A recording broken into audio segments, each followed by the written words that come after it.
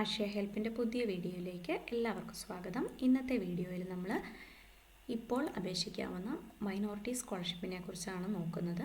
CA, ICWA, CMA, CS എന്നീ കോഴ്സുകൾക്ക് പഠിക്കുന്നവർക്കാണ് ഇപ്പോൾ അപേക്ഷിക്കാവുന്നത്. അപേക്ഷകർക്ക് വേണ്ട എലിജിബിലിറ്റി എന്താണെന്ന് നോക്കാം. ഏതെങ്കിലും മതവിഭാഗത്തിൽ മൈനോറിറ്റി മതവിഭാഗത്തിൽ ഉൾപ്പെടുന്നവരായിരിക്കണം. അതായത് മുസ്ലിം, ക്രിസ്ത്യൻ, സിഖ്, ബുദ്ധ, പാഴ്സി, ജൈന മതവിഭാഗക്കാരായിരിക്കണം.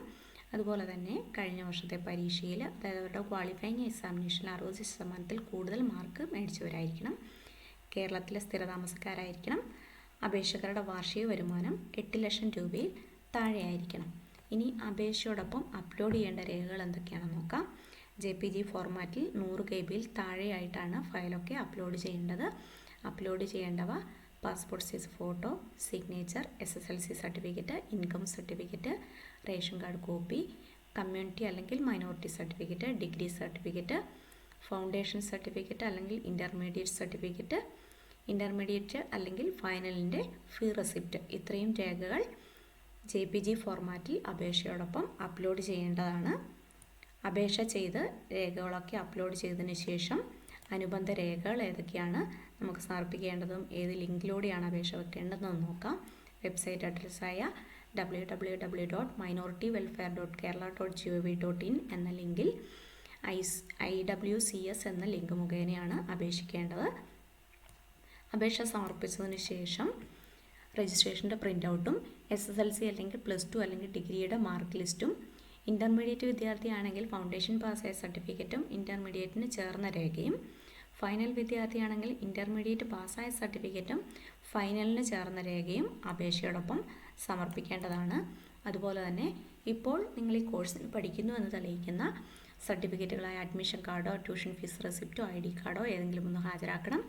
ബാങ്ക് പാസ്ബുക്കിൻ്റെ 1ാമത്തെ പേജിൻ്റെ പകർപ്പ്, അക്കൗണ്ട് നമ്പറും IFSC കോഡും അപേക്ഷകൻ്റെ പേരും കൃത്യമായി ഉള്ളതായിരിക്കണം.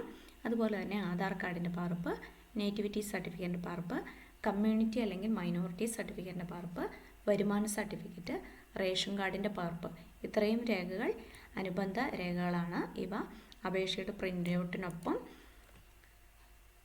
ക്ഷേമ ഡയറക്ടറിലേക്ക് സമർപ്പിക്കേണ്ടതാണ്. ഓൺലൈൻ സമർപ്പിക്കേണ്ട അവസാന തീയതി 20/12/2024 ഇനി അനുബന്ധ രേഖകൾ ക്ഷേമ ഡയറക്ടറേറ്റ് സമർപ്പിക്കേണ്ട അവസാന തീയതി 24/12/2024. ഫ്രണ്ട്സ്, അതുപോലെ നമ്മൾ അപേക്ഷ സമർപ്പിക്കേണ്ടവർ എത്രയും പെട്ടെന്ന് അപേക്ഷ സമർപ്പിക്കുക. നിങ്ങൾക്ക് അപേക്ഷയുമായി ബന്ധപ്പെട്ട എന്തെങ്കിലും സംശയങ്ങളുണ്ടെങ്കിൽ നിങ്ങൾക്ക് കമൻറ്റിലൂടെ ചോദിക്കാവുന്നതാണ്.